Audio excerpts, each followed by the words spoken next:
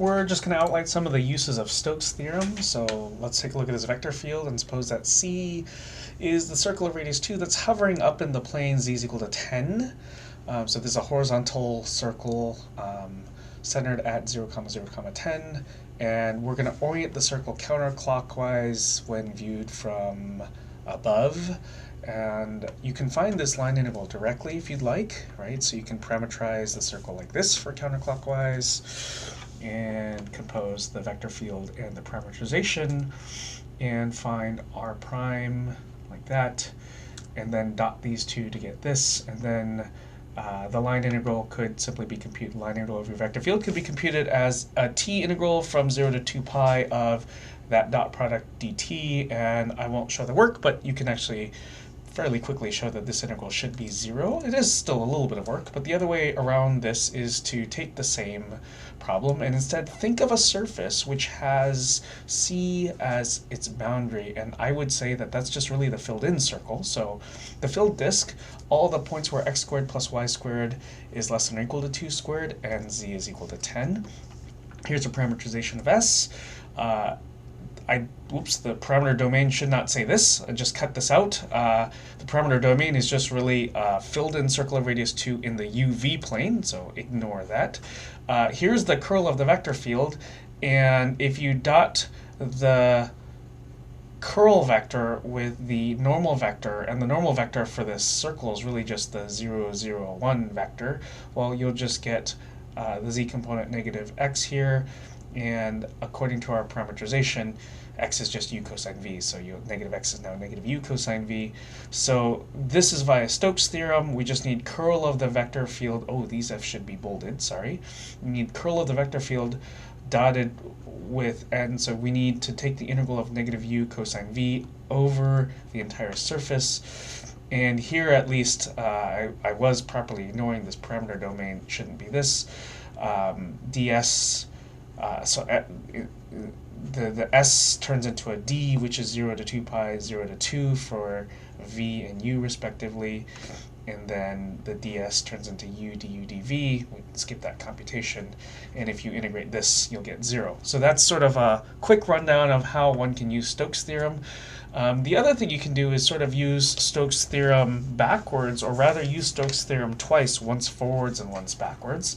So let's say that we now look at the points on the sphere, but just in the middle band. So I call these the tropics. Okay, so we'll look at x squared plus y squared plus z squared equals 25. So sphere of radius 5, but just look between negative 3 and 3 for the z values, and we're going to orient this thing outwards. Now 3 was chosen very carefully because 3, 4, 5 makes that first Pythagorean triple.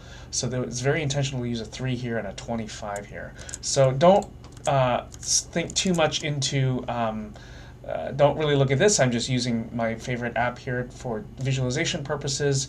But we have this, what would normally be a sphere of radius 5 had u is the phi, by the way, had u gone from 0 to pi, but I instead put here the arctangent of 4/3 and the supplement of the arctangent of 4/3. And so this top circle shown in blue here would be z is equal to 3.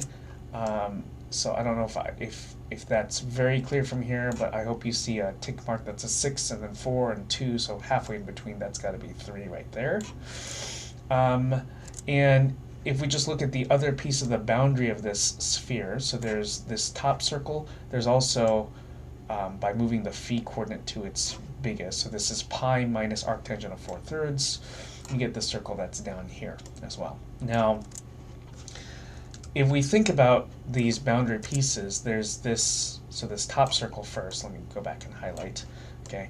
If you have little circles, so if you have outward orientation here, so let's say like this red point right there and outward, then that means you've got these circles that move around counterclockwise like this, and that's going to suggest that you have to move along this circle in this clockwise direction, at least clockwise when viewed from, clockwise when viewed from above like that.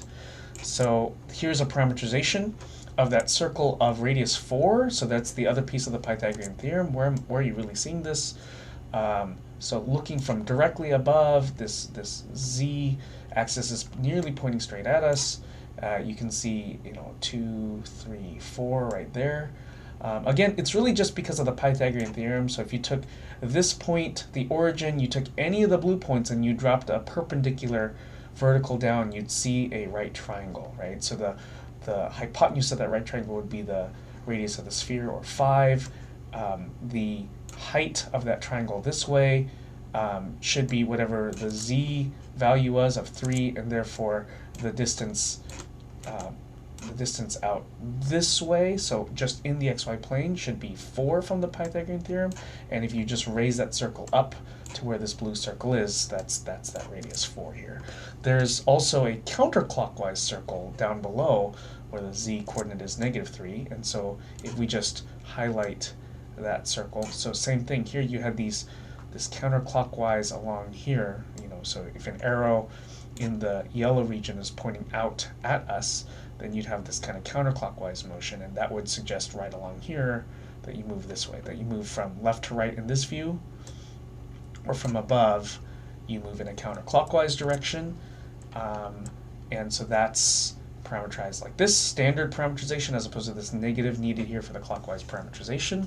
So you can compute via using Stokes theorem once, as the sum of two line integrals, or you can use Stokes theorem again. Think of another surface that actually has as boundary that blue circle there and the circle that was blue up here. And I would claim that that's actually just the cylinder of radius 4 with z going from -3 to 3. Orient that thing outwards, it's just the side of a cylinder. I use the app again and parameterize this for you, so that top circle in red right there is like this top circle that was in blue here. So, okay, I've used the rule of u and v a little differently, but this top circle is exactly the same as that top circle, and the bottom circle that's highlighted in blue there is the bottom circle that's highlighted in red down there. So you could, instead of computing curl of the original surface, you could break this as a line integral over 2 lines, because that's the boundary for it's this joint union of 2 circles, or you can use Stokes' theorem to convert this into this surface integral here.